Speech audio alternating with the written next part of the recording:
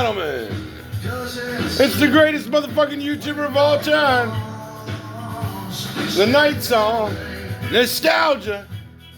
Nostalgia applesauce hits. We're back with another one.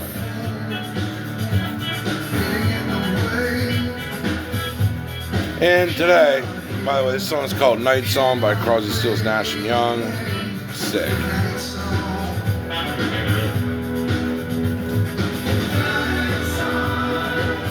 They wrote that in like the 80s. It actually like helped David Crosby get clean, which is crazy. But anyway, today I want to do actually a pretty important video explaining the Pokemon market as a whole, what makes it magical, what makes it kind of shit, and we're going to kind of break it down of why I'm so confident in it, why a lot of people are so confident in it, and why I don't see a slowdown coming anytime soon. I'm not saying that just because I own it. So first I'm going to break it down that I watched the Nostalgianomics video, and yeah, I know, Nostalgianomics, boo, I know, I hear it, I hear you guys.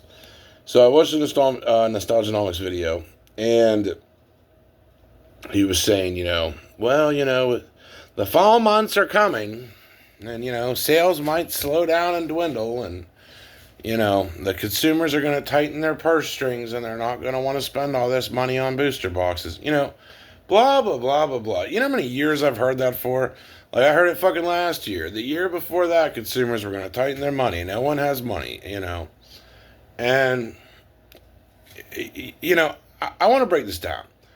No one, like, your average fucking Timmy, or your average fucking working person is not buying an Evolving Skies booster box for $2,500 to just rip open and have a good old time. Like, no one's doing that. I don't think any of us are. And if you are, you're a fucking brave soul. I don't think anyone is buying it for that reason. And this may sound fucked, and this is where we get to the shitty part of the market. It is fueled by collectors and scalpers. And it's just the truth. That's what is fueling the market. People that already have bankrolls. People that already have the money, and that's how life is. You got to pay to play. That's why, like I say, to buy more expensive items, because they have higher returns, higher yields. If you're only going to risk $100 of your money, in anything, you're not going to get very far. You might double your money, but that's why, like, I'm buying a Pokemon Center Fusion Strike ETB case in a couple of days for $1,400, because I know I can easily just move it for $16 if I ever want to get rid of it, but that it will double to probably $3,000 really fast. And there's a weird fuck up in the market, and I'm going to take advantage of it. But my point is, so Pokemon is driven by, what do we say, collectors and scalpers. Mostly by collectors. People that have already, got crazy gains. Like a lot of people, and this fuels the market a lot. And this is probably most of the people, the buying power that is buying these expensive boxes, are people that already got big gains on something. Like someone that they sold a $6,000 Pikachu in my comments. Like, okay, they got a massive gain from one card, so they're comfortable to reinvest that money back in sealed. And that's the money that's pouring in to buying, $800 Fusion Strike booster boxes, $2,500 Evolving Skies boxes. And that mixed with the combination of future greed and actual results of the products going higher as they get older fuels the market in this like endless supply and demand scenario, and where eventually a few groups of wealthy people essentially buy up the hobby. And in my opinion, that's kind of what we're witnessing right now.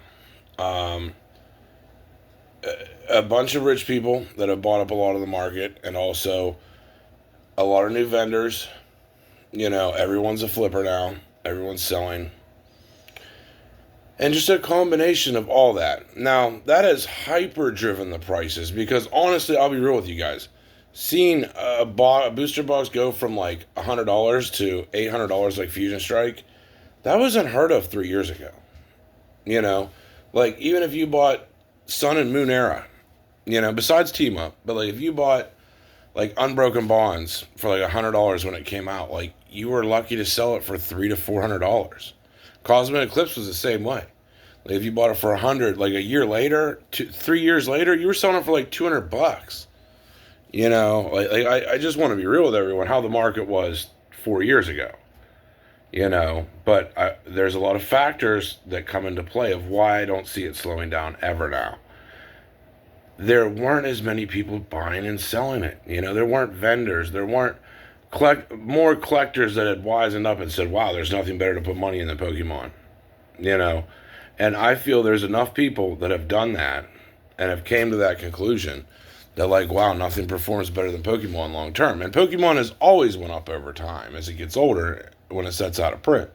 Like this has always happened.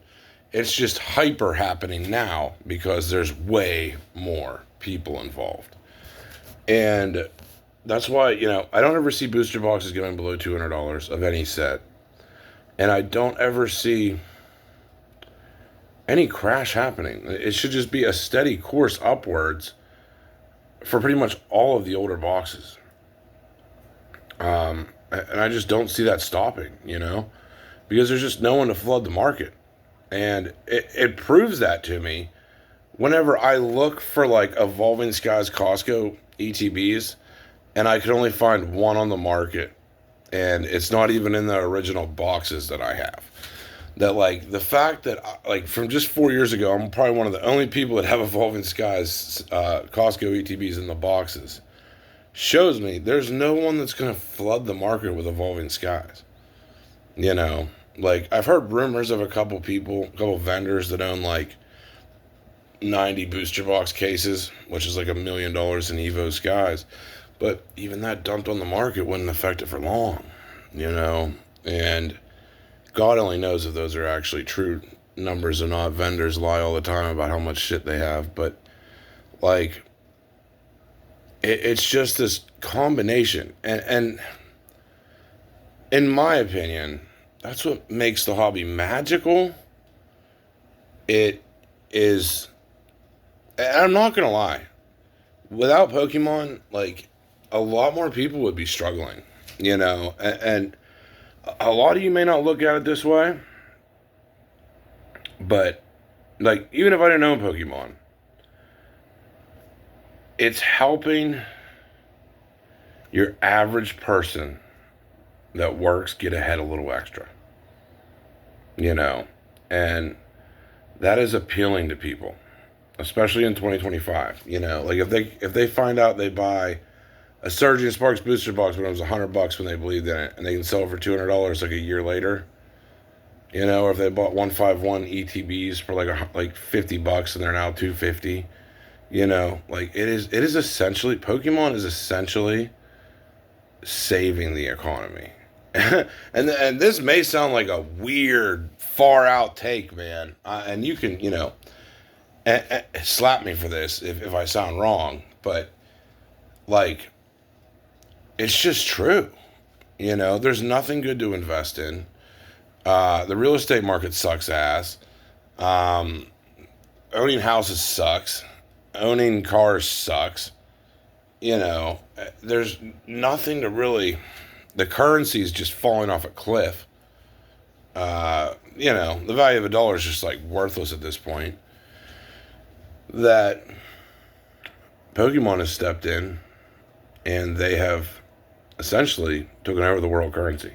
I mean, when it takes $2,500 in cash to buy an Evolving Skies booster box, you could argue that Evolving Skies is worth more than currency. And in my opinion, like Pokemon, crypto, both help the average fucking person that are just trying to get ahead a little bit and risk some of their money and get some extra gains to survive. You know, like I know a lot of people that like they'll buy a case of Surging Sparks, make $1,000 off that case, and that like helped them live for the next month. You know, like it has, it's keeping the economy alive, in my opinion. That, I mean, you could argue that the world would still carry on without Pokemon, but it is fueling the economy because people have more money to spend. You know, they've made more money off of Pokemon, so now they have the money to spend, you know? And that's just the point of this video is like, I don't ever see the Pokemon market going anywhere because everyone's always going to want to get their hand in it now, and that's never going to stop, you know? And that's why I think we're just going to see a lot of sealed, especially older sealed like Sword and Shield and back, really climb. Certain Scarlet and Violet era things climb. But, you know, to be cautious, make sure you're not entering in at ridiculous purchase prices. But, you know, try to find decent deals. And if the deals aren't decent, just don't buy them, you know? But that's what I do every time. You know, if the price isn't right, I just don't buy it. And if it is, then it's like, okay, fuck it, you know? You got to know when to give people money and when not to give people money in life, and that's just how it is. Anyway, but yeah, that's just a breakdown of like why I don't think the market's going anywhere, and maybe it's a powerful video for a lot of other investors that are maybe thinking about selling their collection off of like, oh well there might be a big crash. I don't think that's going to happen. So let me know what you think. Hope you enjoyed it. We're out.